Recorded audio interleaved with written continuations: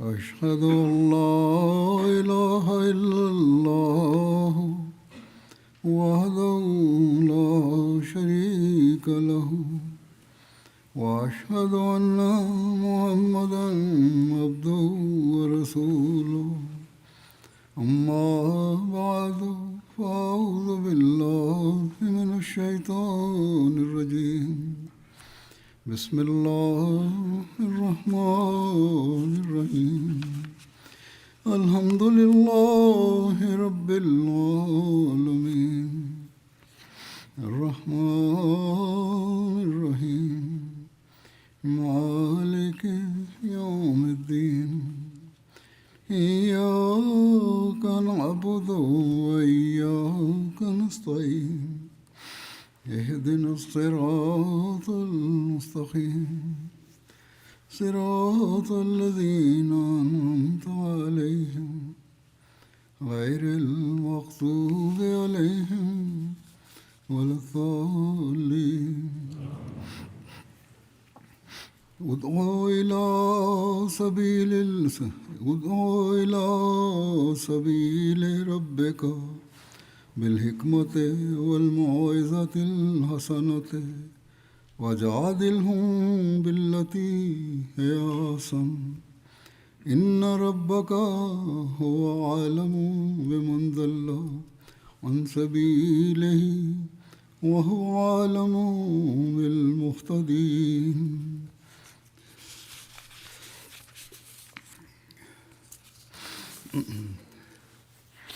हे रसूल निज पालनकर्त्ताଙ୍କ ମାର୍ଗ ଆଡ଼କୁ ଲୋକମାନଙ୍କୁ ସଦ୍ଜ୍ଞାନ ଓ ସତ୍ ଉପଦେଶ ମାଧ୍ୟମରେ ଡାକ ଏବଂ ସେମାନଙ୍କ ସହିତ ଏପରି ପ୍ରମାଣ ମାଧ୍ୟମରେ ଯୁକ୍ତିତର୍କ କର ଯାହାକି ସର୍ବୋତ୍ତମ ହୋଇଥିବ। ନିଶ୍ଚିତ ରୂପେ ତୁମ୍ଭ ପାଳନକର୍ତ୍ତା ହିଁ ତାହାକୁ ଖୁବ୍ ଭଲ ଭାବରେ ଜାଣନ୍ତି ଯିଏକି ତାଙ୍କ ମାର୍ଗରୁ ବିଚ୍ୟୁତ ହୋଇଯାଇଛି, ଆଉ ସେ ସତ୍ପଥଗାମୀ ଲୋକମାନଙ୍କୁ ମଧ୍ୟ ଭଲ ଭାବରେ ଜାଣନ୍ତି। ଆଲ୍ଲାହ ତାଆଲା ଏହି ଆୟାତରେ ମଧ୍ୟ ଓ ଆହୁରି ଅସଂଖ୍ୟ ଆୟାତମାନଙ୍କରେ ମଧ୍ୟ ଯେଉଁଠି ତବଲିଗ୍ କରିବା ନିମନ୍ତେ ଆଦେଶ ଦେଇଛନ୍ତି ସେଠାରେ ଉତ୍ତମ ରୂପେ ତବଲିଗ୍ କରିବା ନିମନ୍ତେ ଉପଦେଶ ଦେଇ ଅନୁପ୍ରାଣିତ କରିଛନ୍ତି, କାରଣ ଅନ୍ୟମାନଙ୍କ ଉପରେ ମଧ୍ୟ ତବଲିଗ୍ର ପ୍ରଭାବ ପଡ଼ିଥାଏ ଓ ସେଥିରୁ ଅର୍ଥାତ୍ ତବଲିଗ୍ରୁ ଲାଭ ମଧ୍ୟ ମିଳିଥାଏ। ତେଣୁ ଯେଉଁ ଲୋକମାନେ ଆଲ୍ଲାହ ତାଆଲାଙ୍କ ଏହି ଆଦେଶାବଳୀକୁ କାର୍ଯ୍ୟକାରୀ କରନ୍ତି, ଅନୁସରଣ କରନ୍ତି, ପାଳନ କରନ୍ତି, ସେହି ଲୋକମାନଙ୍କ ତବଲିଗ୍ ସର୍ବଦା ଫଳପ୍ରଦ ହୋଇଥାଏ। ଆଲ୍ଲାହ ତାଆଲାଙ୍କ କୃପାରୁ ସେହି ଲୋକମାନେ ଅନେକାଂଶରେ ସାଫଲ୍ୟମଣ୍ଡିତ ହୋଇଥାନ୍ତି। ଆଲ୍ଲାହ ତାଆଲା ପବିତ୍ର କୁରାନରେ ସୁନ୍ଦର ଶୈଳୀରେ ଧର୍ମ ପ୍ରଚାର କରିବାର ଆଦେଶ ଦେଇଛନ୍ତି, ଯଦ୍ୱାରା ତାହା ଅନ୍ୟମାନଙ୍କୁ ପ୍ରଭାବିତ କରିବ ଓ ତାର ସୁଫଳ ଲାଭ ହେବ। ଯେଉଁ ଲୋକମାନେ ଏହାର ପାଳନ କରନ୍ତି ଆଲ୍ଲାହ ତାଆଲାଙ୍କ କୃପାରୁ ସେଥିରେ ସେମାନେ ବେଶ ସଫଳତା ହାସଲ କରିଥାନ୍ତି। ସୁତରାଂ ଏହି ନିୟମକୁ ସର୍ବଦା ସ୍ମରଣ ରଖିବା ଉଚିତ। ଆଜିକାଲି ସୋସିଆଲ ମିଡ଼ିଆ ଯୋଗୁଁ ଲୋକମାନେ ଭାବୁଛନ୍ତି ଯେ ପ୍ରଚାର କାର୍ଯ୍ୟ ଖୁବ୍ ସହଜ ସରଳ ହୋଇଯାଇଛି, କିନ୍ତୁ ଧର୍ମ ପ୍ରଚାର ସକାଶେ ମଧ୍ୟ କିଛି ସର୍ତ୍ତ ଓ ବିଧି ଧାର୍ଯ୍ୟ ରହିଛି। ତାହାକୁ ସର୍ବଦା ନିଜ ସମ୍ମୁଖରେ ରଖିବା ଉଚିତ, ନଚେତ୍ ତାହାର ଓଲଟା ପ୍ରଭାବ ଉତ୍ପନ୍ନ ହେବ। ସୁତରାଂ ଏକଥା ମନେ ରଖିବା ଉଚିତ ଯେ ଆମକୁ ସର୍ବଦା ପ୍ରଚାର କାର୍ଯ୍ୟ କରିଚାଲିବାର ଅଛି ଓ ଅତି ସୁନ୍ଦର ରୂପେ କରିଚାଲିବାର ଅଛି। ଆଲ୍ଲାହ ତାଆଲାଙ୍କ କୃପାରୁ ଜମାତ ଅହମଦିୟା ଯେଉଁ କଥା କହିଥାଏ ତାହା ହିକ୍ମତ ଓ ପ୍ରମାଣ ଭିତ୍ତିକ ହୋଇଥାଏ। ଆଲ୍ଲାହ ତାଆଲା ହୁଜୁର ସല്ലଲ୍ଲାହୁ ଆଲୈହି ወସଲ୍ଲମକୁ ଯେଉଁ ଶିକ୍ଷା ପ୍ରଦାନ କରିଛନ୍ତି ଓ ଯେଉଁ ଶିକ୍ଷା ଉପରେ ସ୍ୱୟଂ ହୁଜୁର କାର୍ଯ୍ୟାନୁସରଣ କରୁଥିଲେ ତଦନୁଯାୟୀ ଜମାତ ଅହମଦିୟା ମଧ୍ୟ କରିଥାଏ। ଅତଏବ ଏହି କଥାକୁ ସର୍ବଦା ନିଜ ସମ୍ମୁଖରେ ରଖିବା ଉଚିତ ଯେ ଆମମାନଙ୍କୁ ତବଲିଗ୍ କରିବା ଉଚିତ ଓ ତବଲିଗକୁ ଆମେମାନେ ଉତ୍ତମ ରୂପେ ସମ୍ପାଦନ କରିବା ଉଚିତ। ଏକଦା ହଜରତ ମସିହ ମଉଦ ଆଲୈହିସ୍ସଲାମ ଧର୍ମ ପ୍ରଚାର କରିବା ପ୍ରସଙ୍ଗରେ ଅତି ମହତ୍ୱପୂର୍ଣ୍ଣ ଉପଦେଶ ପ୍ରଦାନ କରିଥିଲେ।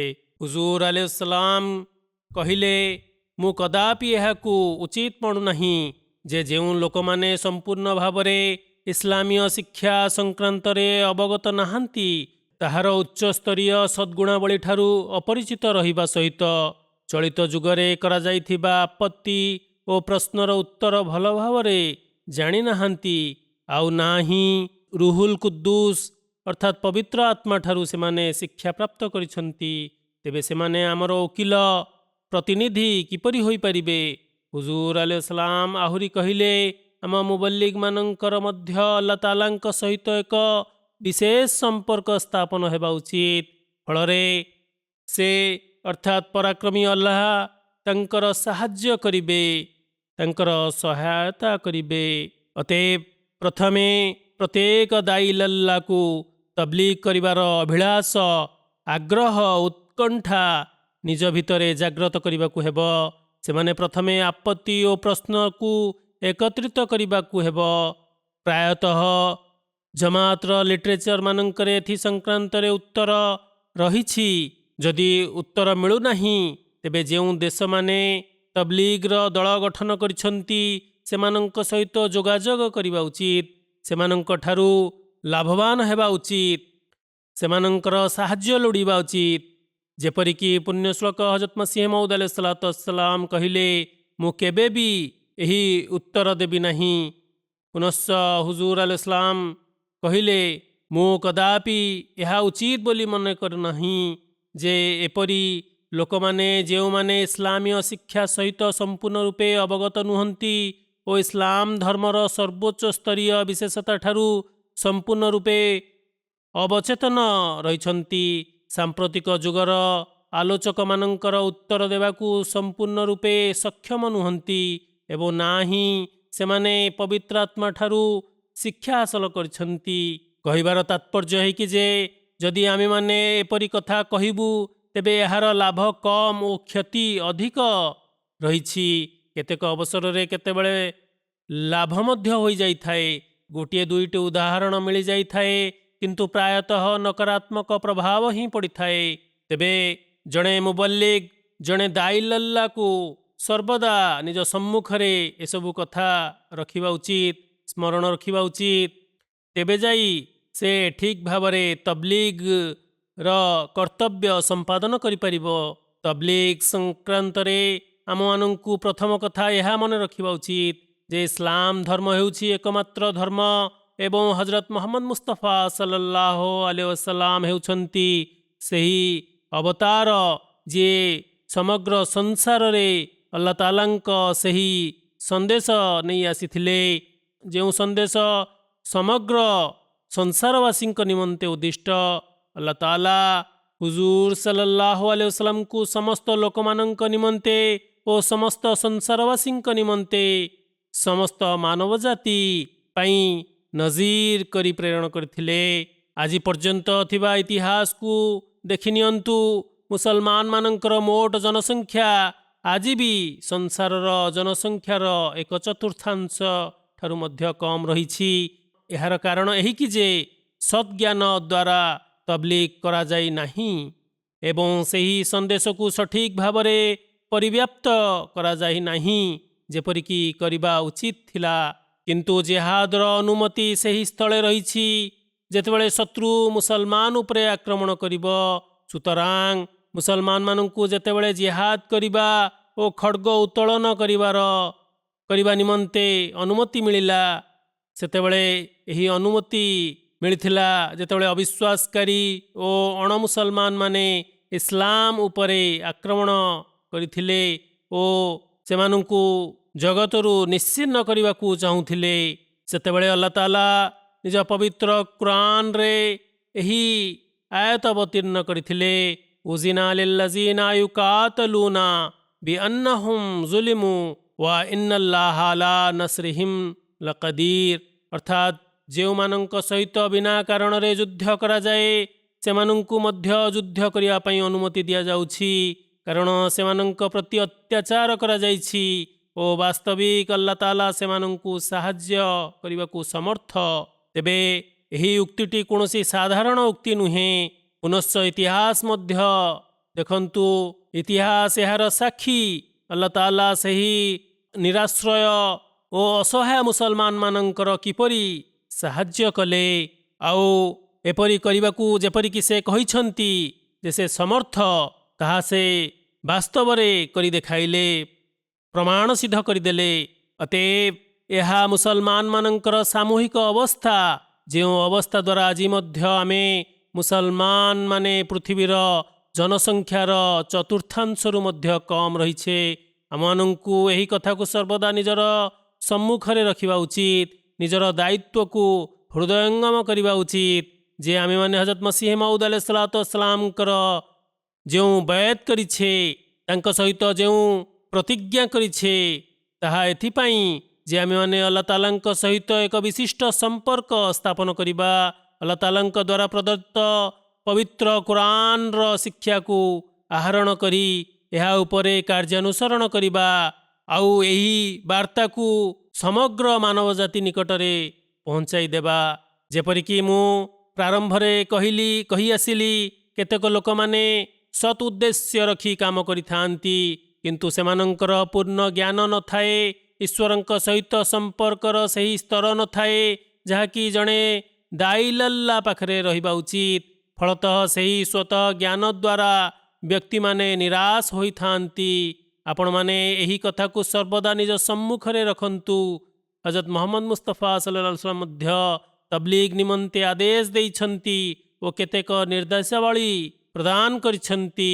ଗୋଟିଏ ବର୍ଣ୍ଣନାରେ ହଜରତ ଇବ୍ନେ ଅବ୍ବାସ ରଜିୟଲ୍ଲାହୁ ତାଆଲା ବର୍ଣ୍ଣନା କରନ୍ତି, ଆମମାନଙ୍କୁ ଏହି ଆଦେଶ ଦିଆଯାଇଛି ଯେ ଆମେମାନେ ଲୋକମାନଙ୍କ ସହିତ ସେମାନଙ୍କ ବୁଦ୍ଧି ଅନୁଯାୟୀ କଥାବାର୍ତ୍ତା କରିବୁ। ତେବେ ପ୍ରଥମ କଥା ଏହା ହିଁ ଯେ ଯେଉଁ ବ୍ୟକ୍ତିର ଯେତେ ବୁଦ୍ଧି ଓ ଜ୍ଞାନ ରହିଛି, ତାହାର ସାମର୍ଥ୍ୟ ଅନୁଯାୟୀ ତାହା ସହିତ କଥାବାର୍ତ୍ତା କରିବା ଉଚିତ।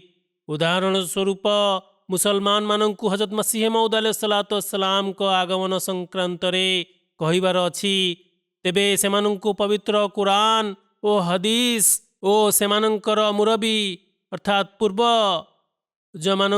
ପୂର୍ବପୁରୁଷମାନଙ୍କର ପୁସ୍ତକମାନଙ୍କରେ ରହିଥିବା ପ୍ରାମାଣ୍ୟମାନ ଉପସ୍ଥାପନ କରି ବୁଝାଇବା ଉଚିତ। ଧର୍ମ ପ୍ରଚାର କ୍ଷେତ୍ରରେ ସର୍ବଦା ଏକଥା ମଧ୍ୟ ମନେ ରଖିବା ଉଚିତ ଯେ ଇସଲାମ ଏକମାତ୍ର ଧର୍ମ ଓ ହଜରତ ମହମ୍ମଦ ମୁସ୍ତଫା ସଲ୍ଲଲ୍ଲାହୁ ଆଲୈହି वसल्लम ଏକମାତ୍ର ନବୀ ଓ ଶ୍ରେଷ୍ଠ ନବୀ, ଯେ କି ସକଳ ଜଗତବାସୀଙ୍କ ସକାଶେ ଆସିଥିଲେ। ଆଲ୍ଲାହ ତାଆଲା ନିଜ ପ୍ରିୟ ନବୀ ହଜରତ ମହମ୍ମଦ ମୁସ୍ତଫା ସଲ୍ଲଲ୍ଲାହୁ ଆଲୈହି वसल्लमଙ୍କୁ ସମଗ୍ର ମାନବ ଜାତି, ସମଗ୍ର ସଂସାରବାସୀଙ୍କ ସକାଶେ ସୁସମାଚାର ଦାତା ଓ ସତର୍କକାରୀ କରି ପ୍ରେରଣ କରିଥିଲେ।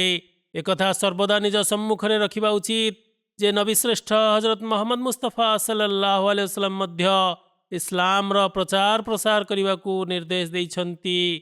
ହୁଜୁର ଆଉ ଏକ ଗୁରୁତ୍ୱପୂର୍ଣ୍ଣ ଶିକ୍ଷା ଦେଇଛନ୍ତି ଯେ ଅତ୍ୟାଚାରିତାର ଅଭିଶାପରୁ ବର୍ତ୍ତି ରୁହ। ପ୍ରଚାର କାର୍ଯ୍ୟ କରୁଥିବା ଲୋକମାନଙ୍କ ଆଚାର ଓ ବ୍ୟବହାର ସର୍ବଦା ଉତ୍ତମ ତଥା ଉଚ୍ଚସ୍ତରୀୟ ହେବା ଉଚିତ ଏବଂ ଆଲ୍ଲାହଙ୍କ ଅଧିକାର ସମ୍ପାଦନ କରିବାରେ ସେମାନେ ଏପରି ଅଗ୍ରଣୀ ହୋଇଥିବେ ଯେ ସେମାନେ କଦାପି କୌଣସି ଅତ୍ୟାଚାରୀଙ୍କ ଅଭିଶାପର ପାତ୍ର ହୋଇନଥାନ୍ତି, ବରଂ ସେଥିରୁ ବର୍ତ୍ତି ରହିଥାନ୍ତି, କାରଣ ଆଲ୍ଲାହ ଓ ଅତ୍ୟାଚାରିତର ଅଭିଶାପ ମଧ୍ୟରେ କୌଣସି ବାଧକ ନଥାଏ। ତେବେ ମୁଁ ଯେଉଁ ଆୟାତ ପାଠ କରି ଆସିଲି, ତହିଁରେ ମୌଇଜାତିଲ ହାସାନାତିଲର ସ୍ପଷ୍ଟୀକରଣ ପ୍ରଦାନ କରି ଏକ ସ୍ଥାନରେ ହଜରତ ମସିହ ମଉଦ ଆଲୈହିସ୍ସଲାତୁୱସ୍ସଲାମ କୁହନ୍ତି, ଈଶ୍ୱର ଆମମାନଙ୍କ ଉପରେ ଏହା ଅନିବାର୍ଯ୍ୟ କରିଦେଇଛନ୍ତି ଯେ ଆମେମାନେ ମିଥ୍ୟାରୋପକୁ ସଦ୍ଜ୍ଞାନ ଓ ସତ୍ ଉପଦେଶ ଦ୍ୱାରା ଦୂର କରିବା। ଈଶ୍ୱର ଜାଣନ୍ତି ଯେ ମୁଁ କେବେ ବି ଉତ୍ତର ଦେବା ସମୟରେ ନମ୍ରତା ଓ ଧୈର୍ଯ୍ୟଶୀଳତାକୁ ହାତଛଡ଼ା କରିନଥାଏ। ସର୍ବଦା ନମ୍ରତା ଓ କୋମଳ ବ୍ୟବହାର ପ୍ରଦର୍ଶନ କରିଛି। ମୁଁ ସର୍ବଦା ବିନମ୍ରତା ଓ ଧୈର୍ଯ୍ୟଶୀଳ ହୋଇ ଉତ୍ତର ଦେଇଥାଏ।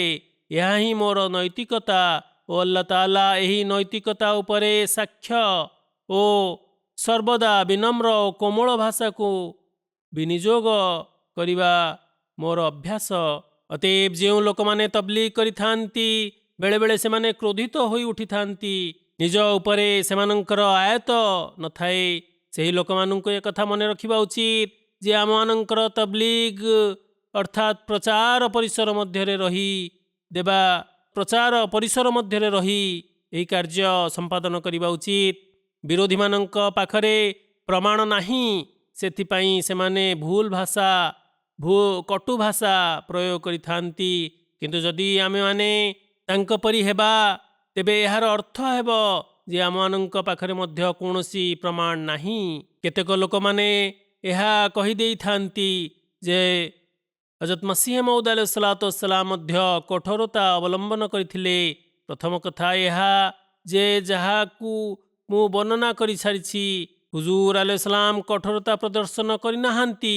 ଯେଉଁଠି କଠୋରତା ପ୍ରଦର୍ଶନ କରିଛନ୍ତି ସେଠାରେ ହୁଜୁର ଲୋକମାନଙ୍କୁ ଏହି ଉତ୍ତର ଦେଇଛନ୍ତି ଯେ ବେଳେବେଳେ ବିରୋଧୀମାନଙ୍କ ତରଫରୁ ଅଶ୍ଳୀଳ ଓ ଅଭଦ୍ର ଓ ଅକଥନୀୟ କଥା ବା ପତ୍ରରେ ଉଲ୍ଲେଖ ଥିବାର ମୁଁ ଦେଖିବାକୁ ପାଇଥାଏ। ସେତେବେଳେ ସୁଧାର ଉଦ୍ଦେଶ୍ୟରେ ମୁଁ କଠୋର ଭାଷା ଅବଲମ୍ବନ କରିଥାଏ, କାରଣ ଜାତି ଏପରି ନିଜର କ୍ଷତିପୂରଣ ପ୍ରାପ୍ତ କରି ହିଂସ୍ରମୂଳକ ଉତ୍ସାହକୁ ଚପାଇ ରଖୁ। ଏଠାରେ ମଧ୍ୟ ସତ୍ ଉଦ୍ଦେଶ୍ୟ ରହିଥିଲା। କୌଣସି ଆତ୍ମଗତ ବା ବ୍ୟକ୍ତିଗତ ଉତ୍ସାହ ଦ୍ୱାରା ଅନୁପ୍ରାଣିତ ହୋଇ କାହା ସହିତ କଠୋରତା ପ୍ରଦର୍ଶନ କରାଯାଇ ନାହିଁ। ବରଂ ଆୟତ ଜାଦିଲହୁମ୍ ବିଲ୍ଲତି ହିୟା ଆହସନ୍ ଆଦେଶ ଉପରେ କାର୍ଯ୍ୟାନୁସରଣ କରି ଏପରି ଭାଷା ପ୍ରୟୋଗ କରାଯାଇଛି। ହୁଜୁର ଆଲୈହିସ୍ସଲାମ କୁହନ୍ତି, ବିରୋଧୀମାନଙ୍କ ପ୍ରତି ମୁଁ ଯେଉଁ କଠୋରତା ପ୍ରଦର୍ଶନ କରୁଅଛି ତାହା କୌଣସି ବ୍ୟକ୍ତିଗତ କାରଣ ବଶତଃ ନୁହେଁ, କୌଣସି ବିଦ୍ୱେଷ ଭାବ ଯୋଗୁଁ ନୁହେଁ। ଏହା ତ ସେମାନଙ୍କୁ ଉଚିତ ଶିକ୍ଷା ଦେବା ନିମନ୍ତେ ଉଦ୍ଦିଷ୍ଟ।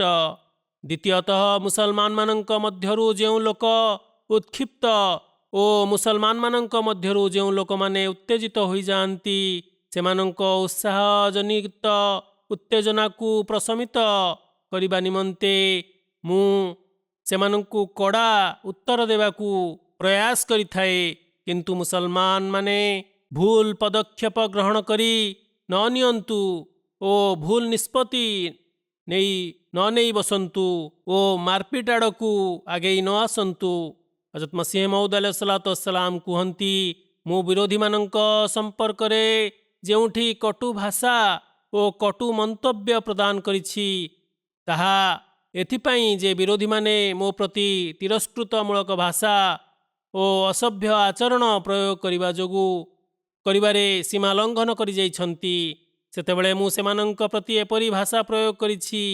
ହୁଜୁର ଆହୁରି କୁହନ୍ତି, ଆମର ସୈୟଦ, ଆମର ପ୍ରିୟ ମୁନିବ, ଆମର ନବୀଶ୍ରେଷ୍ଠ, ଆମର ଗୌରବ ହଜରତ ମୁହମ୍ମଦ ମୁସ୍ତଫା ସଲ୍ଲଲ୍ଲାହୁ ଆଲୈହି वसल्लम ସମ୍ପର୍କରେ ଏପରି ଅଶ୍ଳୀଳ ଓ ଉପଦ୍ରବମୂଳକ ଭାଷା ଲୋକମାନେ ପ୍ରୟୋଗ କରିଛନ୍ତି। ତେଣୁ ସେମାନଙ୍କ ନିମନ୍ତେ ଏହା ପ୍ରଯୁଜ୍ୟ ଥିଲା ଯେ ସେମାନଙ୍କୁ ସେହିପରି ଉତ୍ତର ଦେଇ ସେହି ସମାଜର ଅଶାନ୍ତ ଓ ବିଶୃଙ୍ଖଳା ସୃଷ୍ଟି ହେବାରୁ ରୋକାଯାଇପାରିବ, ଅବରୋଧ କରାଯାଇପାରିବ। ଅତଏବ ଆପଣ ଆଲୈହିସ୍ସଲାମ ବିଭିନ୍ନ ପୁସ୍ତକମାନଙ୍କରେ ବିରୋଧୀମାନଙ୍କ ପ୍ରତି କଟୁ ଭାଷା ପ୍ରୟୋଗ କରିବାକୁ ଜମାତର ସଦସ୍ୟବୃନ୍ଦଙ୍କୁ ଅଟକାଇଛନ୍ତି, ମନା କରିଛନ୍ତି, ବାରଣ କରିଛନ୍ତି ଓ ଏହା କହିଛନ୍ତି ଯେ ବେଳେବେଳେ କେତେକ ସ୍ଥାନରେ ଏହି ଶବ୍ଦ ଆପଣ ବାଧ୍ୟବାଧକତା ଯୋଗୁଁ ବ୍ୟବହାର କରିଛନ୍ତି। କିନ୍ତୁ ଆପଣମାନେ ନମ୍ରତା ଓ କୋମଳତା ଆଚରଣ କରିବେ। ଅର୍ଥାତ୍ ସଦସ୍ୟବୃନ୍ଦଙ୍କୁ ସମ୍ବୋଧିତ କରି ହୁଜୁର କହିଛନ୍ତି, ବିରୋଧୀମାନଙ୍କ ପ୍ରତି କଟୁ ଭାଷା ଆଦୌ ପ୍ରୟୋଗ କରିବେ ନାହିଁ। ବିରୋଧୀମାନଙ୍କ ପ୍ରତି କଟୁ ଭାଷା ପ୍ରୟୋଗ କରିବାରେ ଇତିହାସରୁ ପ୍ରମାଣମାନ ଉପସ୍ଥାପନ କରି ସେହିପରି କରିବେ ନାହିଁ। ବିରୋଧୀମାନଙ୍କ ପରି ଗାଳିଗୁଲଚ ଓ ଅଶ୍ଳୀଳ ଭାଷା ପ୍ରୟୋଗ କରିବେ ନାହିଁ। ଗୋଟିଏ ସ୍ଥାନରେ ହଜରତ ମସିହ ମଉଦ ଆଲୈହିସ୍ସଲାମ କୁହନ୍ତି, ଆଲ୍ଲାହ ତାଆଲା ଆମମାନଙ୍କ ଉପରେ ଏହି ଦାୟିତ୍ୱ ନ୍ୟସ୍ତ କରିଛନ୍ତି ଯେ ମିଥ୍ୟାରୋପ ଗୁଡ଼ିକୁ ବୁଦ୍ଧିମତା ଓ ସତ୍ ଉପଦେଶ ଅର୍ଥାତ୍ ମୌଇଜାତୁଲ ହାସାନା ଦ୍ୱାରା ଦୂର କରନ୍ତୁ। ଏକଥା ସ୍ମରଣ ରଖନ୍ତୁ ଯେ ଆମମାନଙ୍କ ଧର୍ମ ପ୍ରଚାର ସତ୍ ଚରିତ୍ର ପରିସର ମଧ୍ୟରେ ରହିବା ଉଚିତ। ଅନେକ ଲୋକ କହିଦେଇଥାନ୍ତି ଯେ ହଜରତ ମସିହ ମଉଦ ଆଲୈହିସ୍ସଲାମ ମଧ୍ୟ କଠୋରତା ପ୍ରଦର୍ଶନ କରିଛନ୍ତି। ପ୍ରଥମ କଥା ତ ଏହିକି ଯେ ହୁଜୁର ଆଲୈହିସ୍ସଲାମ କଠୋରତା କରିନାହାନ୍ତି। ବରଂ ନିଜର ବିଭିନ୍ନ ପୁସ୍ତକ କଠୋରତାମୂଳକ ଶବ୍ଦ ପ୍ରୟୋଗ କରିବାକୁ ନିଜ ଅନୁଗାମୀମାନଙ୍କୁ ବାରଣ କରିଛନ୍ତି ଓ ସ୍ପଷ୍ଟ ଉକ୍ତିରେ କହିଛନ୍ତି ଯେ କେତେକ ସ୍ଥାନରେ ମୁଁ ଏପରି ଶବ୍ଦ କିଛି କାରଣବଶତଃ ବ୍ୟବହାର କରିଛି ଓ ସେହି କଠୋର ଉକ୍ତି ବାସ୍ତବରେ ସେମାନଙ୍କ ଇତିହାସ ପ୍ରସଙ୍ଗରେ କରିଛି, ନା କି ସେମାନଙ୍କ ପରି ଗାଳିଗୁଲଜ ଓ ଅଭଦ୍ର ଭାଷା ପ୍ରୟୋଗ କରିଛି। ଯେପରିକି ଖ୍ରୀଷ୍ଟିଆନମାନଙ୍କ ସହିତ ତର୍କ କରିବା, ସେମାନଙ୍କ ସହିତ ସଦ୍ଜ୍ଞାନ ସତ୍ ଉଦ୍ଦେଶ୍ୟରେ ଯୁକ୍ତିତର୍କ କରିବା, ଏହି ନୀତି ଓ ଏହି ପନ୍ଥା ପ୍ରତ୍ୟେକ ଧର୍ମାବଲମ୍ବୀମାନଙ୍କୁ ଆପଣାଇବା ଉଚିତ। ସେ ୟହୁଦୀ ହେଉ, ଖ୍ରୀଷ୍ଟ ଧର୍ମୀ ହେଉ ଅବା ହିନ୍ଦୁ ହେଉ। ଆଜିକାଲି ମୁସଲମାନମାନଙ୍କ ମଧ୍ୟରୁ ଯେଉଁମାନେ ହଜରତ ମସିହ ମଉଦ ଅଲୈହିସ୍ସଲାତୁ ମୁସଲମାନ ବୋଲି ସ୍ୱୀକାର କରନ୍ତି ନାହିଁ, ସେମାନଙ୍କୁ ତବଲିଗ କରିବା ନିମନ୍ତେ ମଧ୍ୟ ଏହି ଉପଦେଶ ରହିଛି ଯେ ସେମାନଙ୍କୁ ଉତ୍ତମ ପନ୍ଥାରେ, ଉପଦେଶାତ୍ମକ ପନ୍ଥାରେ ତାଙ୍କୁ ତବଲିଗ କରିବା ଉଚିତ, ନା କି ହିଂସାତ୍ମକ ପଥ ଅବଲମ୍ବନ କରିବା ଉଚିତ। ଏହା ଭୁଲ ପନ୍ଥା। ଏହି ପନ୍ଥା ଆମମାନଙ୍କର ପ୍ରକୃତ ଅଭିପ୍ରାୟ ନୁହେଁ। ଏହା ସାଂସାରିକ ଯୁଦ୍ଧ ଓ କଳହର କାରଣ ସାଜିବ।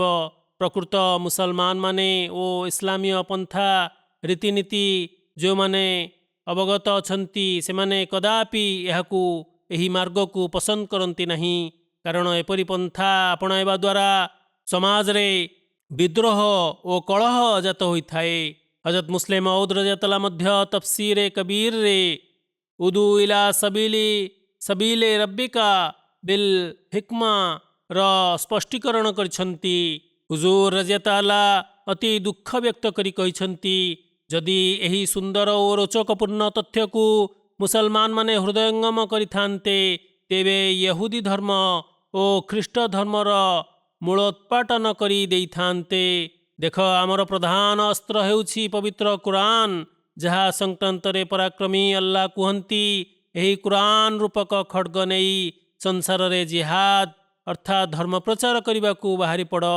ଦୁଃଖଦ ଯେ ଆଜି ଜଗତର ସମସ୍ତ ବସ୍ତୁ ମୁସଲମାନମାନଙ୍କ ଅଧୀନରେ ରହିଛି, କିନ୍ତୁ ଯଦି କିଛି ସେମାନଙ୍କ ନିକଟରେ ନାହିଁ, ତେବେ ତାହା ଏହି କୁରାନ ରୂପକ ଖଡ୍ଗ, ଯାହାକୁ ସାଥିରେ ନେଇ ବାହାରି ଯିବାର ଆଲ୍ଲାହ ତାଆଲା ଆଦେଶ ଦେଇଛନ୍ତି। ତେଣୁ ଆଜି ଏହା ଜମାତ ଅହମଦିୟାର କର୍ତ୍ତବ୍ୟ ଯେ ସେମାନେ ଇସଲାମର ସନ୍ଦେଶ ସଂସାରବାସୀଙ୍କୁ ଅବଗତ କରାନ୍ତୁ ଯେ ଧର୍ମ ସକାଶେ କେବଳ ଶୁଷ୍କ ପ୍ରମାଣ ଉପସ୍ଥାପନ କରିଦେଲେ ଯଥେଷ୍ଟ ହେବ ନାହିଁ, ବରଂ ବିଭିନ୍ନ ଉପଦେଶମୂଳକ ଦିଗ ଯାହାର ନିଜେ ପାଳନ କରିବା ଅପରିହାର୍ଯ୍ୟ। ପୁନଶ୍ଚ କହିଲେ, ଆବେଗକୁ ଉନ୍ମାଦିତ କରିବା ପରି କଥା ମଧ୍ୟ କୁହ ଓ ବୁଦ୍ଧିମତାର ସହିତ ମୌଇଜାତୁଲ ହାସାନାକୁ ମଧ୍ୟ ସାମିଲ ରଖ। ଦେଖ, ମୁସଲମାନ ରାଷ୍ଟ୍ରମାନଙ୍କ ନିକଟରେ ତୈଳର ସମ୍ପତ୍ତି ରହିଛି, ଅନେକ ବାଣିଜ୍ୟ ବ୍ୟବସାୟ ଚାଲିଛି। ମୁସଲମାନମାନଙ୍କର 54ଟି ଦେଶ ରହିଛି, କିନ୍ତୁ ଯେଭଳି ଇସଲାମୀୟ ଶିକ୍ଷା ମାଧ୍ୟମରେ ଜିହାଦ କରିବା କଥା, କୁରାନ ଜରିଆରେ ଜିହାଦ କରିବା କଥା, ପ୍ରଚାର କରିବା କଥା, ତାହା ଏମାନେ କରୁନାହାନ୍ତି।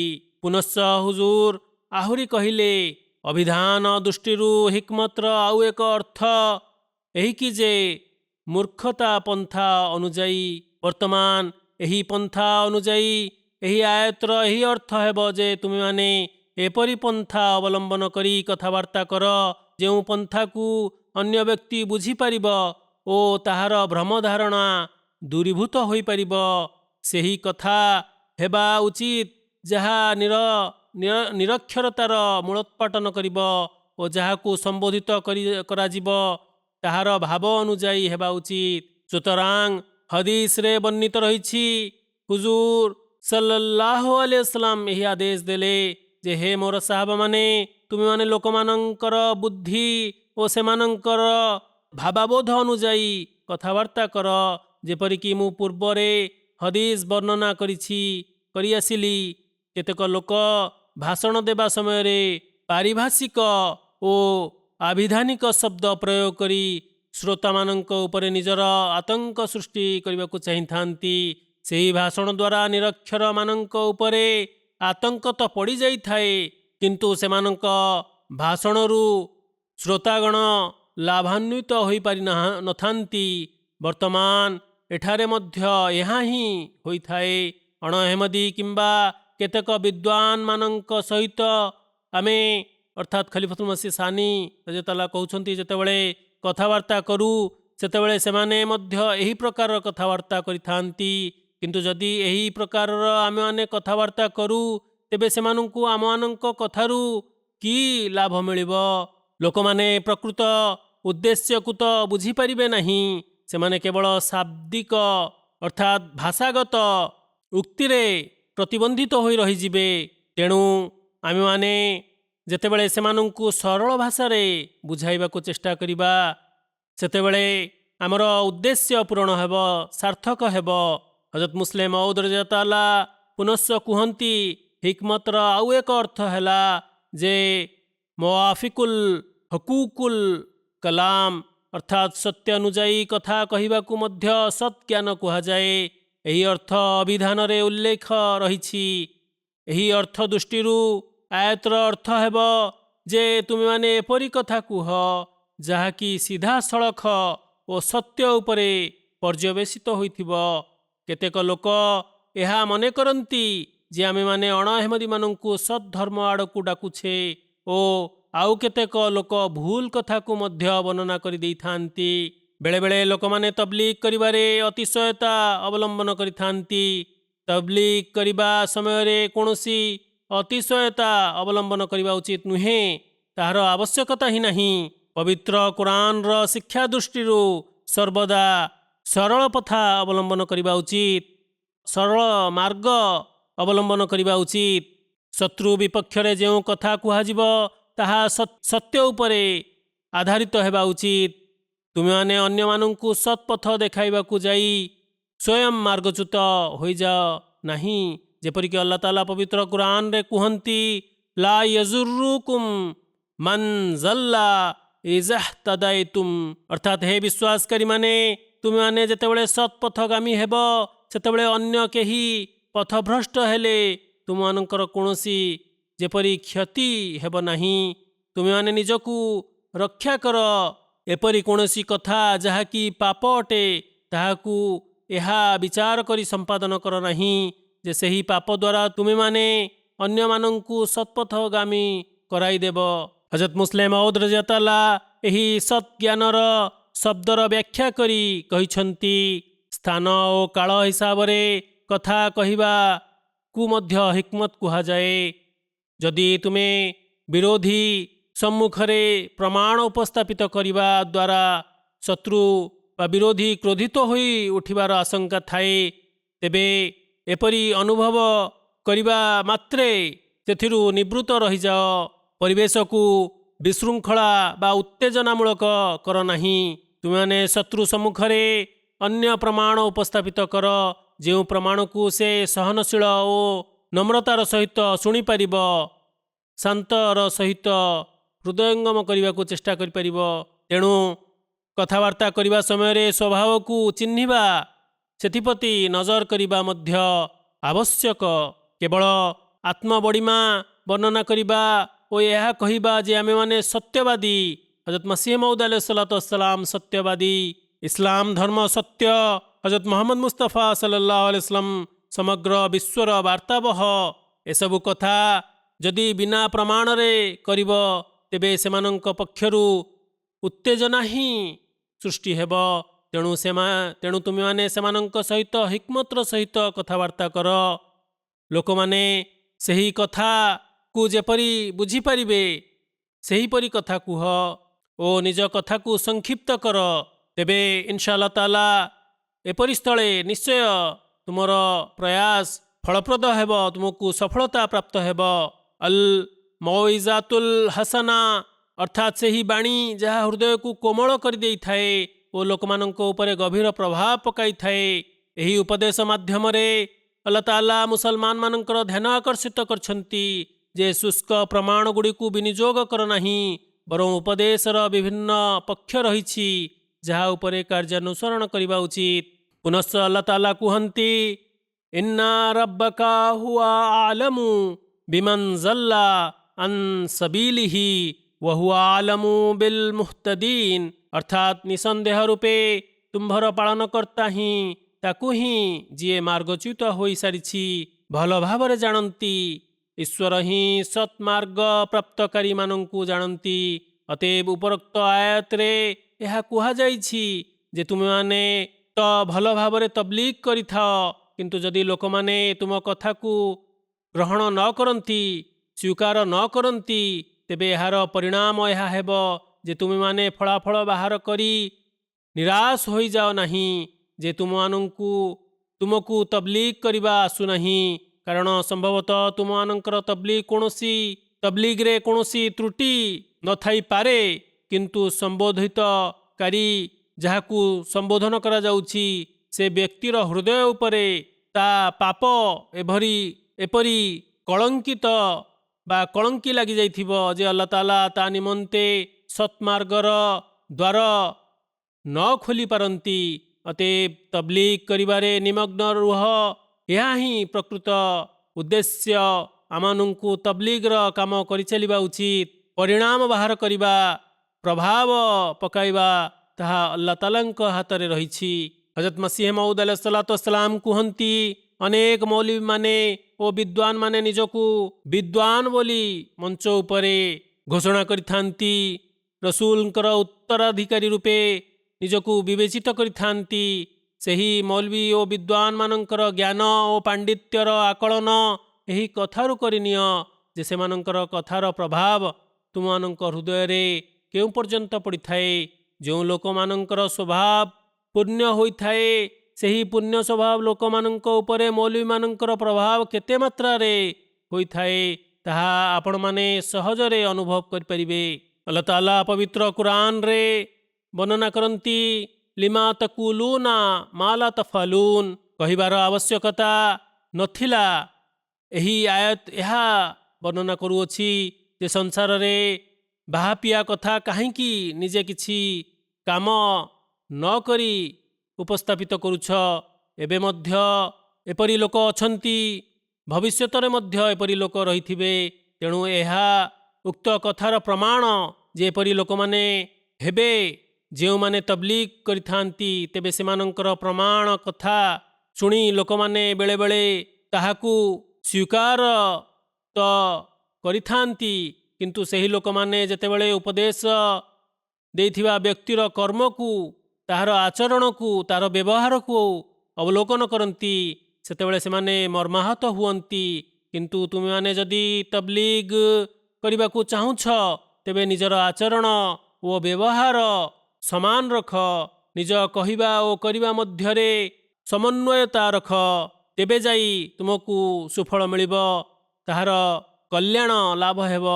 हजरत मुस्लिम मऊद रज़ियल्लाहु कहती हे मो जमातर सदस्य वृंद तुम माने मो कथा को शुण ओ मो कथा को भल भाव मन रख जदि मनुष्य सत हृदय होई कथबार्ता न करे ओ व्यवहारिक इच्छा शक्ति तहिरे न थाए तेबे सही कथार कौनसी प्रभाव पड़ी न थाए।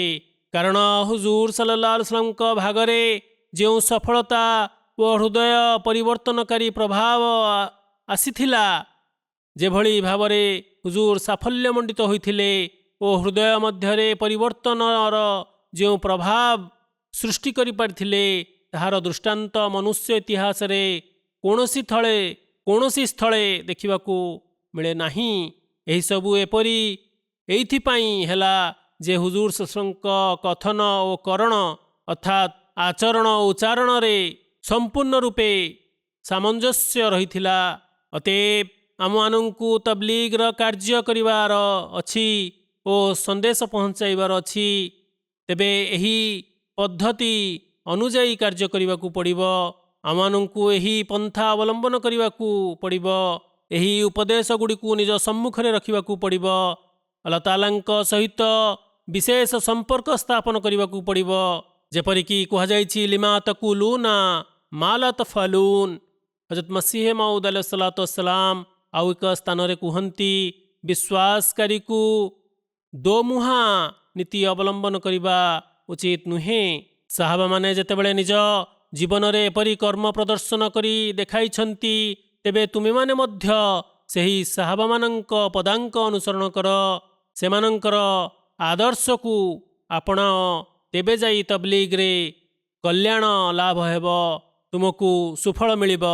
ପୁନଶ୍ଚ ହଜରତ ମସିହ ମଉଦ ଆଲୈହିସ୍ସଲାତୁ ୱସ୍ସଲାମ ୱଜାଦିଲହୁମ୍ ବିଲ୍ଲତି ହିୟା ଆହସନ୍‌ର ବ୍ୟାଖ୍ୟା କରି ଗୋଟିଏ ସ୍ଥାନରେ ଏହି ଆଡ଼କୁ ଇଙ୍ଗିତ କରିଛନ୍ତି ଯେ ଯେଉଁ ବ୍ୟକ୍ତିକୁ ଉପଦେଶ ଦେବାର ଅଛି ତେବେ ସେ ନିଜ ତୁଣ୍ଡ ଦ୍ୱାରା ଅନ୍ୟକୁ ଉପଦେଶ ଦେଉ। ଗୋଟିଏ କଥାକୁ ଗୋଟିଏ ଶୈଳୀରେ ସମ୍ପାଦନ କରିବା ଦ୍ୱାରା ଜଣେ ବ୍ୟକ୍ତିକୁ ଶତ୍ରୁ କରିଦେଇଥାଏ ଓ ଅନ୍ୟ ଶୈଳୀରେ ବର୍ଣ୍ଣନା କରିବା ଦ୍ୱାରା ତାହାକୁ ବନ୍ଧୁ ପାଲଟାଇ ଦେଇଥାଏ। କଥାଟା ଯଦି କୋମଳ ଶବ୍ଦ ଓ ଉତ୍ତମ ଢଙ୍ଗରେ କରାଯାଏ ତେବେ ଶତ୍ରୁକୁ ମଧ୍ୟ ମିତ୍ର କରିଦେଇଥାଏ। ତେଣୁ ଏହି ରହସ୍ୟକୁ ବୁଝିବାକୁ ହେବ, ଏହି ଗୂଢ଼ ତତ୍ତ୍ୱକୁ ହୃଦୟଙ୍ଗମ କରିବାକୁ ହେବ। ଆଉ ଏପରି ନୀତି ଅବଲମ୍ବନ କଲେ ଯାଇ ତବଲିଗରେ କୃତକାର୍ଯ୍ୟ ହୋଇପାରିବ। ହଜରତ ମସିହ ମଉଦ ଆଲୈହିସ୍ସଲାତୁ ୱସ୍ସଲାମ କୁହନ୍ତି, ଇସଲାମ ଧର୍ମର ସୁରକ୍ଷା ଓ ସତ୍ୟ ପ୍ରଦର୍ଶନ କରିବା ନିମନ୍ତେ ସର୍ବପ୍ରଥମେ ତୁମେମାନେ ସେହି ପକ୍ଷ ଅବଲମ୍ବନ କର ଯେ ତୁମେମାନେ ପ୍ରକୃତ ମୁସଲମାନ ହେବାର ଉଦାହରଣ ଓ ନମୁନା ଦେଖାଅ। ପ୍ରଥମ କଥା ଏହା ଯେ କୌଣସି ଶ୍ରେୟ ନେବାକୁ ଉଦ୍ଦେଶ୍ୟ ରଖ ନାହିଁ। ଆମେମାନେ ତବଲିଗ କରିଦେବୁ କିମ୍ବା ଆମେମାନେ ଅଣହେମଦୀମାନଙ୍କୁ ସନ୍ଦେଶ ପହଞ୍ଚାଇ ଦେବୁ। ସନ୍ଦେଶ ଦେବା ସହିତ ଆମମାନଙ୍କୁ ଏହା ମଧ୍ୟ ଦେଖିବାକୁ ହେବ ଯେ ଆମେମାନେ ନିଜ ଅବସ୍ଥାରେ କିଭଳି ପରିବର୍ତ୍ତନ ସୃଷ୍ଟି କରିପାରିଛେ। ତେଣୁ କେବଳ ତବଲିଗ କରି ଏଥିରେ ଗର୍ବିତ ହେବା ଉଚିତ ନୁହେଁ ଯେ ଆମେ ନିଜର କର୍ତ୍ତବ୍ୟ ସମ୍ପାଦନ କରିଦେଇଛେ, ଦାଇଲାଲ୍ଲାରେ ଆମମାନଙ୍କର ନାମ ଆସିଯାଇଛି, ତାହା ନୁହେଁ। ଦ୍ୱିତୀୟ ପକ୍ଷ ହେଉଛି ତୁମେମାନେ ଏହି ବିଶେଷତା ଓ ଅନନ୍ୟତାକୁ ସଂସାରରେ ପ୍ରସାର କରାଅ। ହଁ, ତୁମେମାନେ ଯେତେବେଳେ ଅନ୍ୟମାନଙ୍କ ପାଇଁ ଉତ୍ତମ ହୋଇଯିବ ସେତେବେଳେ ତୁମେମାନେ ସେହି ଉତ୍ତମ ଗୁଣକୁ ପ୍ରସାର କର। ତାପରେ ତୁମେମାନେ ଦେଖିବ ଯେ ଏକ ବିପ୍ଳବ ସୃଷ୍ଟି ହୋଇଯାଇଛି। ଯେଉଁ ବିପ୍ଳବ ଟଙ୍କା ପଇସା ଦ୍ୱାରା, ଧନ ସମ୍ପତ୍ତି ଦ୍ୱାରା ସୃଷ୍ଟି ହୋଇନଥାଏ ବା ସୃଷ୍ଟି ହୋଇପାରିବ ନାହିଁ। ଯେଉଁ ଲୋକମାନେ କିଛି ଦିନ ତବଲିଗ କରିବା ପରେ ଚିନ୍ତା କରନ୍ତି ଯେ ଫଳାଫଳ ପ୍ରକଟ ହେଲା ନାହିଁ, ଏଥି ସଂକ୍ରାନ୍ତରେ ହଜରତ ମସିହ ମଉଦ ଆଲୈହିସ୍ସଲାତୁ ୱସ୍ସଲାମ କୁହନ୍ତି, ଜଣେ ବ୍ୟକ୍ତି ପକ୍ଷେ ଏହା ଉଚିତ ନୁହେଁ ଯେ ସେ ଯେତେବେଳେ କଥାବାର୍ତ୍ତା କରିବ ସେତେବେଳେ ସେ ଭାବିବ ଓ ସଂକ୍ଷିପ୍ତ କଥାବାର୍ତ୍ତା କରୁ, ଅଧିକ ତର୍କ ନ କରୁ। ଅତଏବ ଏକ ଛୋଟିଆ ମଜା କଥା କହି କେତେବେଳେ ତାକୁ ଅର୍ଥାତ୍ ଯାହାକୁ ତବଲିଗ କରୁଛ ଛାଡ଼ିଦେବା ଉଚିତ। ଆଉ ପୁଣି କେତେବେଳେ ଅବସର ମିଳିଲେ ତାକୁ ଧୀରେ ଧୀରେ ସନ୍ଦେଶ ପହଞ୍ଚାଇବା ଉଚିତ ଓ ସେଥିରେ କ୍ଳାନ୍ତ ହେବା ଉଚିତ ନୁହେଁ। ଏହା ନୁହେଁ ଯେ ଗୋଟିଏ ଦିନ ଆମେ ଶିବିର ଲଗାଇ ଷ୍ଟଲ୍ ଲଗାଇ ତବଲିଗ କରିଦେଲୁ, ଏହାପରେ ବାସ୍ ସମାପ୍ତ ହୋଇଗଲା। ନା, ତା ନୁହେଁ। ବରଂ ଆଜିକାଲି ଈଶ୍ୱରଙ୍କ ପ୍ରେମ ଓ ତାହାଙ୍କ ପ୍ରତି ସମ୍ପର୍କ ସ୍ଥାପନ କରିବାକୁ ଲୋକମାନେ ପାଗଳାମୀ ବୋଲି ମନେ କରୁଛନ୍ତି। ଆଜିକାଲି ଲୋକମାନେ ଈଶ୍ୱରଙ୍କ ସହିତ ଆନ୍ତରିକତା ପ୍ରତି, ପ୍ରେମଭାବ ପ୍ରତି ଓ ତାଙ୍କ ଆଡ଼କୁ ଅବନତ ହେବା ପ୍ରତି ଅମଙ୍ଗ ହୋଇଥାନ୍ତି। ଏଭଳି ମନୋଯୋଗ ନଥାନ୍ତି, ଧ୍ୟାନ ଦେଇନଥାନ୍ତି ଯେଭଳି ଦେବା ଉଚିତ। ତେବେ ଯଦି ସାହାବାମାନେ ସାମ୍ପ୍ରତିକ କାଳରେ ଜୀବିତ ଥାନ୍ତେ ତେବେ ଲୋକମାନେ ସେହି ସାହାବାମାନଙ୍କୁ ଚୁକ୍ତିକାରୀ କହିଥାନ୍ତେ ଓ ଲୋକମାନେ ସେହି ସାହାବାମାନଙ୍କୁ ଅବିଶ୍ୱାସକାରୀ ବୋଲି କହିଥାନ୍ତେ। ଦିନରାତି ନାନା ବାଜେ କଥା, ନିରର୍ଥକ କଥା, ସାଂସାରିକତା ଚିନ୍ତା ଓ ହୃଦୟର କଠୋରତା ତଥା କଥାର ପ୍ରଭାବ ବିଳମ୍ବରେ ହେବା। ଏଥିସହିତ ଆଜିକାଲି ତ ସଂସାରରେ ଅଧିକାଂଶ ଲୋକ ସାଂସାରିକତାରେ ନିମଜ୍ଜିତ। ତେଣୁକରି ଏପରି ସ୍ଥଳେ ହଜରତ ମସିହ ମଉଦ ଆଲୈହିସ୍ସଲାତୁ ୱସ୍ସଲାମଙ୍କ ଉପଦେଶକୁ ବିଶେଷ ରୂପେ ଧ୍ୟାନ ରଖିବା ଉଚିତ ଯେ ସଂକ୍ଷିପ୍ତରେ ନିଜ କଥାକୁ କହିବାକୁ ହେବ। ଏହି ସଂସାର ପ୍ରେମୀ ଲୋକମାନଙ୍କୁ ଅତି ନମ୍ରତାର ସହିତ ବୁଝାଇବାକୁ ହେବ, ତବଲିଗ କରିବାକୁ ହେବ, ନା କି ଯୁକ୍ତିତର୍କ କରି ତାଙ୍କୁ ବିରକ୍ତ କରିବା ଉଚିତ, ଯାହାଫଳରେ ପରିବେଶ ଅଶାନ୍ତ ହୋଇଯିବ, ସମ୍ପର୍କରେ ବିଭ୍ରାଟ ସୃଷ୍ଟି ହେବ।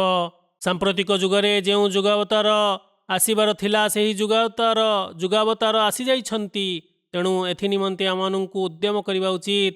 କେବଳ ବିତର୍କ ଓ ଦୀର୍ଘ ପ୍ରଶ୍ନ ଉତ୍ତର କରିବା ପରିବର୍ତ୍ତେ ତବଲିଗ ମାଧ୍ୟମରେ ଏହା ଦେଖାନ୍ତୁ ଯେ ଆମେମାନେ କିପରି ଅଧିକରୁ ଅଧିକ ଲୋକମାନଙ୍କୁ ସତ୍ୟ ସତ୍ପଥ ଆଡ଼କୁ ମାର୍ଗଦର୍ଶନ କରିବା ପାଇଁ ପ୍ରୟାସରତ। ସାହାବାମାନେ ମଧ୍ୟ ଏହିପରି କରୁଥିଲେ। ସେମାନେ ତବଲିଗ କରୁଥିଲେ, କିନ୍ତୁ ଆଜିକାଲି ଯେହେତୁ ଲୋକମାନେ ସାଂସାରିକ ଚିନ୍ତାରେ ପୂର୍ବ ଅପେକ୍ଷା ଅଧିକ ନିମଜ୍ଜିତ, ତେଣୁ ସେମାନଙ୍କୁ ବୁଝାଇବା କଷ୍ଟସାଧ୍ୟ ହୋଇଥାଏ। ତେଣୁକରି ହିକ୍ମତର ସହିତ ବୁଦ୍ଧିମତାର ସହିତ ସେମାନଙ୍କୁ ବୁଝାଇବାକୁ ହେବ। ହଜରତ ମସିହ ମଉଦ ଆଲୈହିସ୍ସଲାମ ନିଜର ଏକ ଉଦାହରଣ ଦେଇଛନ୍ତି ଯେ ଜଣେ ତହସିଲଦାର ଥିଲା। ସେ ମୋ ସହିତ ଯୁକ୍ତିତର୍କ କରୁଥିଲା।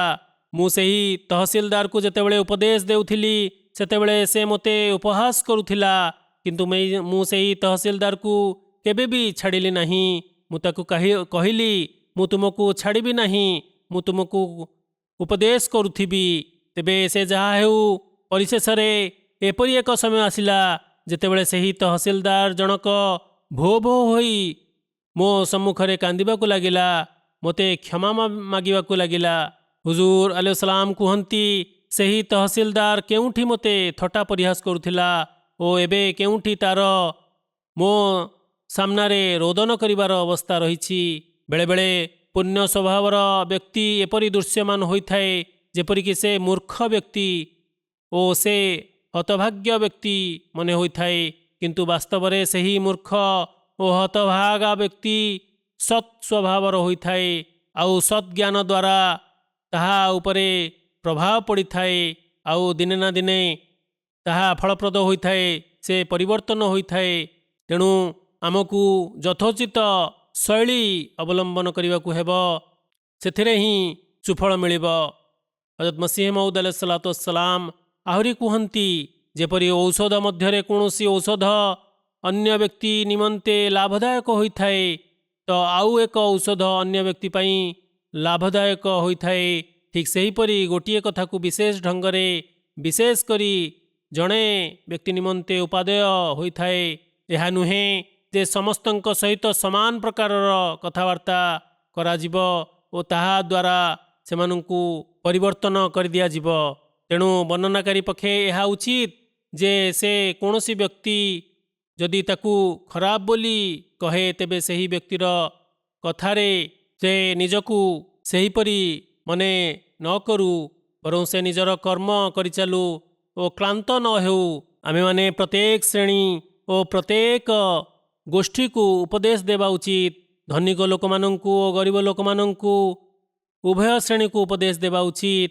ଏଥି ସଂକ୍ରାନ୍ତରେ ହଜରତ ମସିହ ମଉଦ ଆଲୈହିସ୍ସଲାମ କୁହନ୍ତି, ହଜରତ ଇବ୍ନେ ଆରବୀଙ୍କ ଉଦାହରଣ ଦେଉଛି। ହଜରତ ଇବ୍ନେ ଆରବୀ ଉଲ୍ଲେଖ କରନ୍ତି, ଫିରୌନ ନିମନ୍ତେ କାହିଁକି ଆଲ୍ଲାହ ତାଆଲା ହଜରତ ମୂସା ଆଲୈହିସ୍ସଲାମଙ୍କ କୋମଳ ବ୍ୟବହାର ପ୍ରଦର୍ଶନ କରିବା ନିମନ୍ତେ ଆଦେଶ ଦେଇଥିଲେ। ତହିଁରେ ଏହି ରହସ୍ୟ ରହିଛି, ଏହି କଥା ନିହିତ ରହିଛି ଯେ ଆଲ୍ଲାହ ତାଆଲା ଜାଣିଥିଲେ ଯେ ଶେଷରେ ଫିରୌନକୁ ବିଶ୍ୱାସ ପ୍ରାପ୍ତ ହେବ। ସୁତରାଂ ସେ ଅର୍ଥାତ୍ ଇବ୍ନେ ଆରବୀ ଉଲ୍ଲେଖ କରନ୍ତି ଯେ ଯେପରି ଫିରୌନ ସମ୍ପର୍କରେ ଆଲ୍ଲାହ ତାଆଲା ପବିତ୍ର କୁରାନରେ ଉଲ୍ଲେଖ କଲେ, ଆମନ୍ତୁ, ଅର୍ଥାତ୍ ତା ତୁଣ୍ଡରୁ ଏହି ଉକ୍ତି ନିଃସୃତ ହୋଇଥିଲା।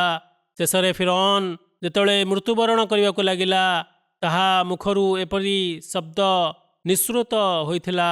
ହଜରତ ମୁସଲିମ ମଉଦ ରଦିୟଲ୍ଲାହୁ ତବଲିଗ ସମ୍ପର୍କରେ ୟୁସୁଫ ଆଲୈହିସ୍ସଲାମଙ୍କ ଉଦାହରଣ ଦେଇଛନ୍ତି ଯେ ହଜରତ ୟୁସୁଫ ଆଲୈହିସ୍ସଲାମଙ୍କୁ ଯେତେବେଳେ କାରାଗାରରେ ବନ୍ଦୀ କରାଗଲା, ସେତେବେଳେ ସେଠାରେ ଆଉ 2 ଜଣ ବନ୍ଦୀ ମଧ୍ୟ ଲୋକ ବନ୍ଦୀ ହୋଇ ରହିଥିଲେ। ହଜରତ ୟୁସୁଫ ଆଲୈହିସ୍ସଲାମ ସେମାନଙ୍କର ଧ୍ୟାନ ଆକର୍ଷିତ କରି ଏହି ସତ୍ ଜ୍ଞାନମୂଳକ ପନ୍ଥା ଅବଲମ୍ବନ କରିଥିଲେ ଓ ତାଙ୍କୁ ବୁଝାଇଥିଲେ ଯେ ହେ ମୋର ସହବନ୍ଦୀ ସାଥୀମାନେ, ମୁଁ ତୁମମାନଙ୍କର ଅଧିକ ସମୟ ନେବି ନାହିଁ, ବରଂ ଆହାର ଆସିବା ପୂର୍ବରୁ ହିଁ ମୁଁ ତୁମମାନଙ୍କୁ ମୁକ୍ତ କରିଦେବି। ଏହା ଏଥିପାଇଁ ଯେ ସେମାନେ ଯେପରି ବିଚଳିତ ହୋଇ ନ ଯାଆନ୍ତୁ। ତାଙ୍କର ଏପରି ଧ୍ୟାନ ଆକର୍ଷିତ କରିଥିଲେ ଆଉ ଏପରି ତାଙ୍କୁ ତବଲିଗ କରିଥିଲେ, ଆଉ ସେମାନେ ମଧ୍ୟ ତାଙ୍କ ଆଡ଼କୁ ମନୋଯୋଗ କରିଥିଲେ, ତାଙ୍କ କଥା ଶୁଣିଥିଲେ।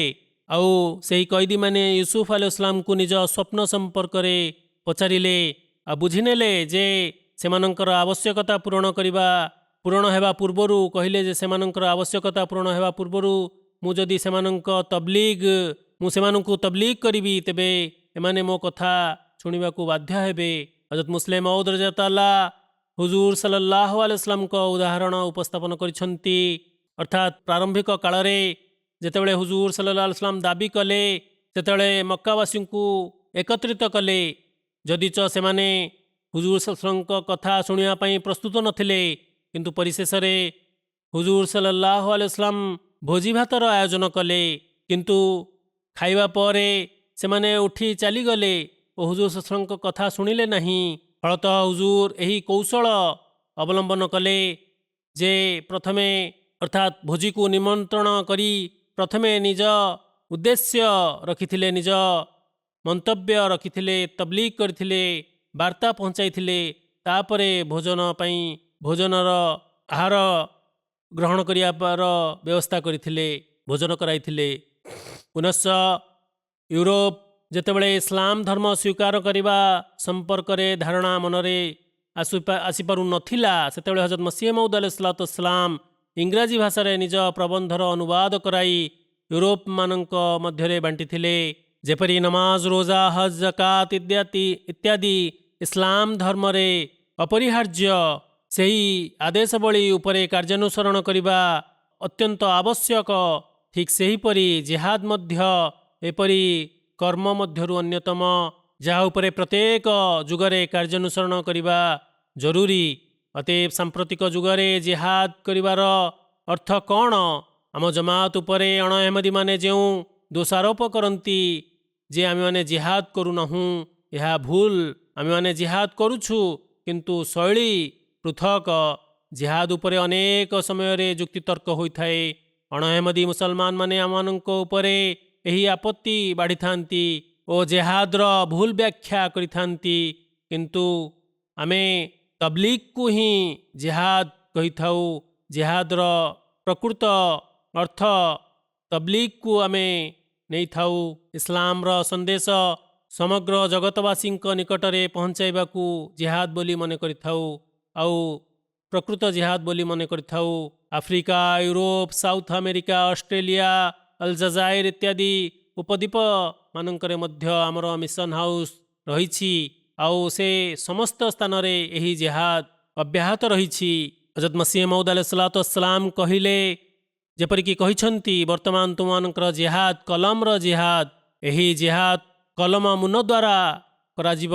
ଅତଏବ ତୁମେମାନେ ଏହି ଜିହାଦରେ ସାମିଲ ହୋଇଯାଅ, ପୁସ୍ତକ ପ୍ରକାଶନ କର। ଅତଏବ ଆମେମାନେ ଆଜି ଏହା ହିଁ କରୁଛେ, ଏଥିରେ ହିଁ ପ୍ରୟାସରତ ରହିଛେ। ଏ ପକ୍ଷରେ ଅଣ ଅହମଦୀମାନେ ବିଶ୍ୱାସ କରନ୍ତି ଯେ ଜଣେ ମସି ଓ ମେହେଦୀ ଆସିବ। ପୁନଶ୍ଚ ଅନ୍ୟ ପାର୍ଶ୍ୱରେ ସେମାନେ ସେହି ମସି ଓ ମେହେଦୀର ପ୍ରତ୍ୟାଖ୍ୟାନ କରୁଛନ୍ତି। ଆମେମାନେ ଯଦି ସେମାନଙ୍କର ଏହି ନିରର୍ଥକ ଓ କଳହପୂର୍ଣ୍ଣ କଥାକୁ ଧରି ବସିବା, ତେବେ ଆମେ ନିଜ ଉଦ୍ଦେଶ୍ୟରେ ପଛରେ ରହିଯିବା।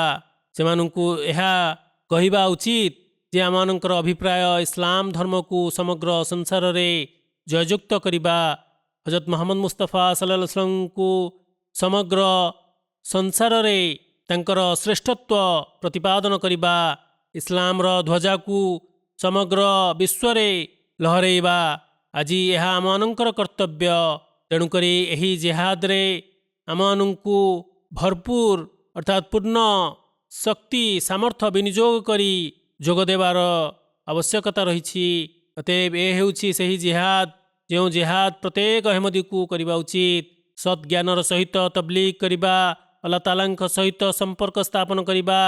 ମୁବଲ୍ଲିଗମାନଙ୍କୁ ମଧ୍ୟ ମୁଁ କହିବାକୁ ଚାହେଁ ଯେ ସେମାନଙ୍କ ପକ୍ଷେ ଏହା ଉଚିତ ଯେ ସେମାନେ ଜମାତର ସଦସ୍ୟ ବୃନ୍ଦଙ୍କର ସଂସ୍କାର କରି ଏପରି ସୈନ୍ୟବାହିନୀ ପ୍ରସ୍ତୁତ କରନ୍ତୁ ଯେଉଁ ସୈନ୍ୟବାହିନୀ ଏହି ଜିହାଦ କରିପାରିବ ବା କରିବା ପାଇଁ ପ୍ରସ୍ତୁତ ହୋଇ ଉଠିବ, ଅଣ୍ଟା ଭିଡ଼ିବ। ମୁବଲ୍ଲିଗମାନଙ୍କୁ ମୁଁ କହିବାକୁ ଚାହେଁ ଯେ ସେମାନଙ୍କ ଉପରେ ଏହି ଗୁରୁଦାୟିତ୍ୱ ନ୍ୟସ୍ତ ରହିଛି। ସେମାନେ କେବଳ ଜମାତର ସଂସ୍କାର କରିବେ ନାହିଁ, ବରଂ ଏହି ସଂସ୍କାର କରିବା ସଙ୍ଗେ ସଙ୍ଗେ ଜମାତର ସଦସ୍ୟ ବୃନ୍ଦଙ୍କର ଆଲ୍ଲାହ ତାଆଲାଙ୍କ ସହିତ ସମ୍ପର୍କ ସ୍ଥାପନ କରିବେ। ଯେଉଁଠି ମୁବଲ୍ଲିଗମାନେ ଏପରି କରିବେ, ସେଠାରେ ସେମାନଙ୍କୁ ଏହି ଜିହାଦ ନିମନ୍ତେ ପ୍ରସ୍ତୁତ ମଧ୍ୟ କରିବା ଉଚିତ, ଏହାକୁ ଚରିତାର୍ଥ କରିବା ଉଚିତ। ହଜରତ ମୁସଲିମ ମଉଦ ରଜିୟଲ୍ଲାହୁ ତାଆଲା ମୁବଲ୍ଲିଗମାନଙ୍କୁ ଉପଦେଶ ଦେଇ କୁହନ୍ତି, କିପରି ଆପଣମାନେ ତବଲିଗ କରିବେ।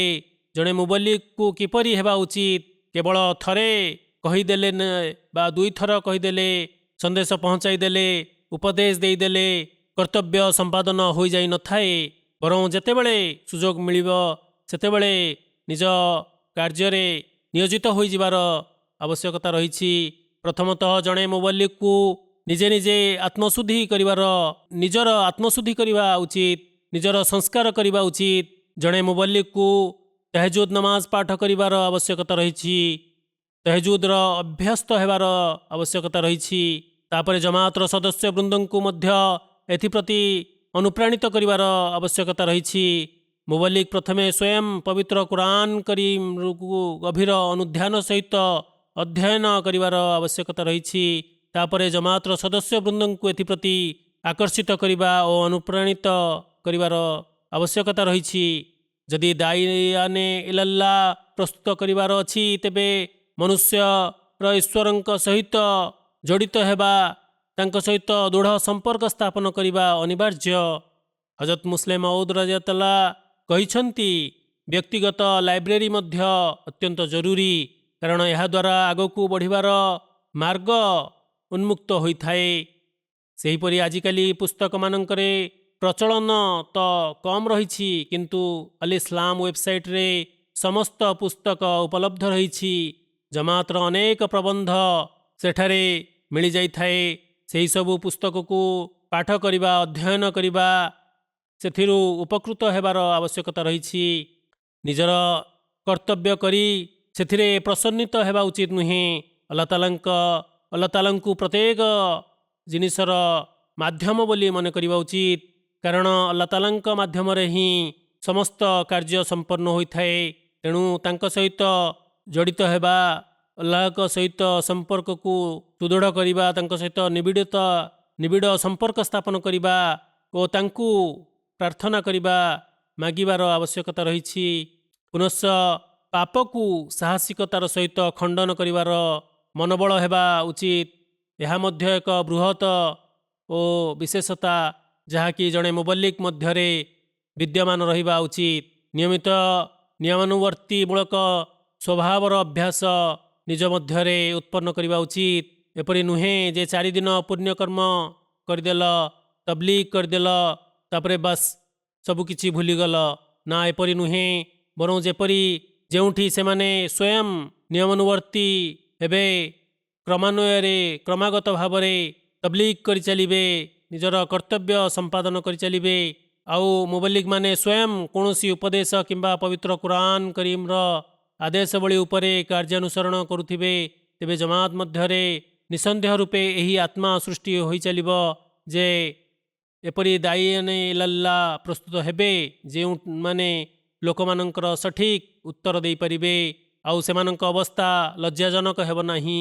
ଯେପରିକି ହଜରତ ମସିହ ମଉଦ ଆଲୈହିସ୍ସଲାମ କହିଛନ୍ତି, ଭାଷା ଶିକ୍ଷା କରୁଥିବା ଛାତ୍ର ଓ ଲୋକମାନଙ୍କୁ କେବଳ ତବଲିଗ କରିବାର ଶୈଳୀ ଆସିଯାଇ ନଥାଏ, ବରଂ ପ୍ରକୃତ ବସ୍ତୁ ଜ୍ଞାନ, ପୁନଶ୍ଚ ଧ୍ୟାନ ଓ ବିଚାର କରିବାର ଅଭ୍ୟାସ ମଧ୍ୟ ହେବା ଉଚିତ ଓ ଆଲ୍ଲାହ ତାଆଲାଙ୍କ ସହିତ ସମ୍ପର୍କ ସ୍ଥାପନ ହେବା ଉଚିତ। ଏସବୁ ପନ୍ଥା ଅବଲମ୍ବନ କରିବା ଦ୍ୱାରା ହିଁ ପ୍ରକୃତ ବିପ୍ଳବ ଓ ପ୍ରକୃତ ପରିବର୍ତ୍ତନ ସମାଜରେ ପରିଲକ୍ଷିତ ହୋଇଥାଏ। ଏପରି ସାଧନ ଦ୍ୱାରା ହିଁ ସିଦ୍ଧିଲାଭ ହୋଇଥାଏ। ଅତଏବ ଆମମାନଙ୍କୁ ଅନେକ କର୍ତ୍ତବ୍ୟ ସମ୍ପାଦନ କରିବାକୁ ହେବ। ଏଥିପ୍ରତି ଆମମାନଙ୍କୁ ଧ୍ୟାନ ଦେବା ଉଚିତ। ବିଶେଷ କରି ମୁବଲ୍ଲିଗମାନଙ୍କ ଉପରେ ଏହି ଦାୟିତ୍ୱ ନ୍ୟସ୍ତ ରହିଛି। ଆଲ୍ଲାହ ତାଆଲା ସମସ୍ତଙ୍କୁ ଏଥି ନିମନ୍ତେ ସାମର୍ଥ୍ୟ ପ୍ରଦାନ କରନ୍ତୁ।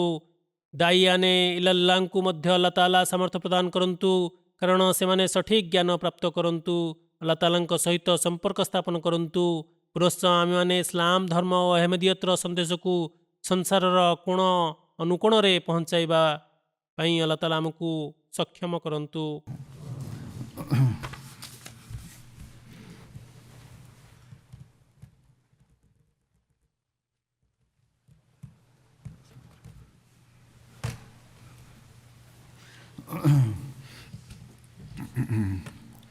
الحمد لله نحمده ونستغفره ونؤمن به ونتوكل عليه ونعوذ بالله من شرور أنفسنا ومن سيئات أعمالنا من يهده الله فلا مضل له ومن يضلل فلا هادي له ونشهد أن لا إله إلا الله ونشهد أن محمدا عبده ورسوله عباد الله رحمكم الله عباد الله رحمكم الله إن الله يأمر بالعدل والإحسان وإيتاء ذي القربى وينهى عن الفحشاء والمنكر والبغي يعظكم لعلكم تذكرون اذكروا الله يذكركم وادعوه يستجب لكم ولذكر الله أكبر